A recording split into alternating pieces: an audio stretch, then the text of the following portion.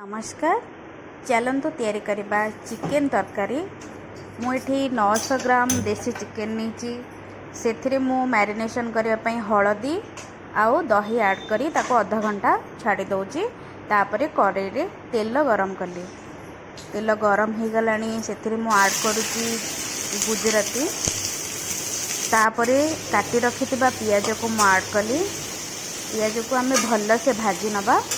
जितेबाला पियाज ब्राउन हो आसो से आम हल्दी पाउडर ऐड करवा देखु पियाज ब्राउन हो गला मुझे हल्दी पाउडर ऐड करदेली ताकू भल से गोले नबा से मु चिली पाउडर ऐड कली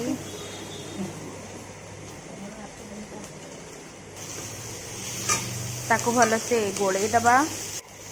देखो भल से कषि हो गला से आम अदा रसुण पेस्ट ऐड करदे अदा रसुण पकईकि आपड़ जिते कषि पारे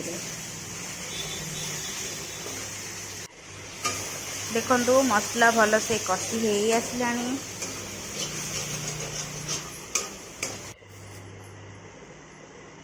से मु ऐड कली चिकेन पाउडर ताको भल से गोले दबा देखु पियाज पूरा भल से सीझी आसला एबे चलतु से मैरिनेशन कर रखि चिकेन को आम तादे ऐड करवा टमाटो भी ऐड करदे टमाटो मैं ऐड करदेली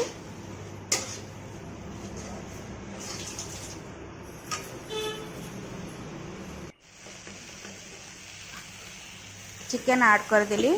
चिकेन ऐड करके ताको भल से गोलेबा आम जिते आम चिकेन को कषिबा सेते चिकेन टेस्ट लगे जेहेतु एटा देसी चिकेन तो जहाँ भी हेले गोटे घंटा पखापाखि ताको करने पड़ो ना टाण लगे भल लगे जमा तो खावाई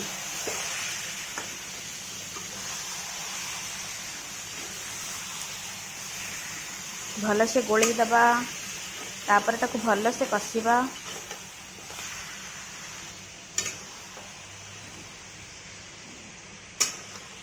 एबे तो भल से कषि हो आसला तापर आम पानी दे दबा चिकेन सिझापी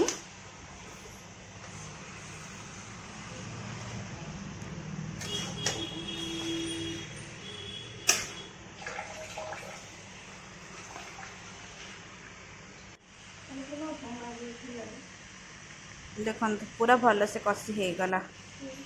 एबे पानी दे दबा से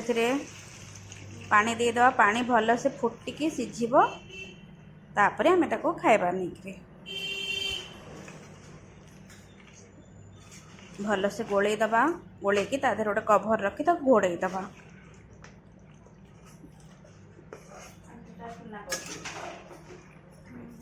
देसी चिकेन कहार पसंद कमेंट रे निश्चिंत जणेबे देखो भल से फुटी गलानी जेहेतु मो राइस सहित खाइबी से झोल रखी तादरे मु गुजराती गुंड गरम मसला ऐड करदेली देखो चिकेन तरकारी तो पूरा रेडी हो गला कमेंट करी कहिबे आपन को चिकेन तरकारी भल लागिला कि नहीं। रहूची बाय बाय।